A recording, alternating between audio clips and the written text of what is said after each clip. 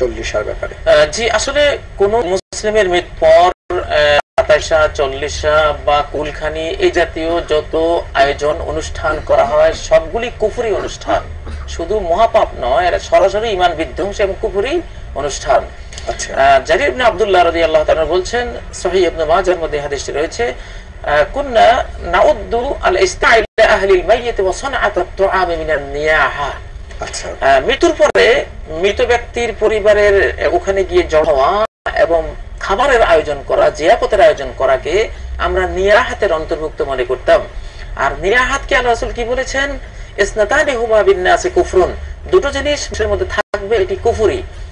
আত-তাউনু ফিন-নাসাবি ওয়ান-নিয়াহাতু আলাল মাইয়িত, একটি হলো মানুষের বংশ ধরে গালি দেয়া, আর একটা নিয়াহাত করা মৃত ব্যক্তির জন্য।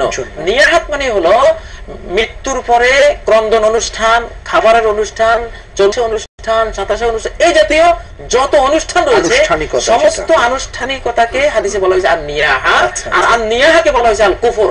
অতএব এটা ঈমান বিধ্বংসী, এটা আসলে বিজাতিরা, অমুসলিমরা এগুলো করে থাকে, পৌত্তলিকরা এগুলো করে থাকে, সেখান থেকে অজ্ঞতাবশে আমরা এটা আমাদের ভিতরে নিয়ে এসেছি।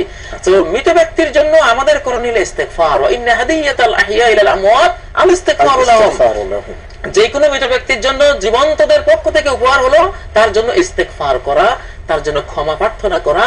এবং হাদিসে রয়েছে যে এক মাতা পিতা তারা মৃত্যু পরে দেখলো জান্নাতের মধ্যে তাদের পজিশন অনেক উঁচু হয়ে গেছে। তারা বললেন যে কিভাবে এটা হলো? সহিহ হাদিস, আলবানী বলেছে সহিহ সিলসিলার মধ্যে।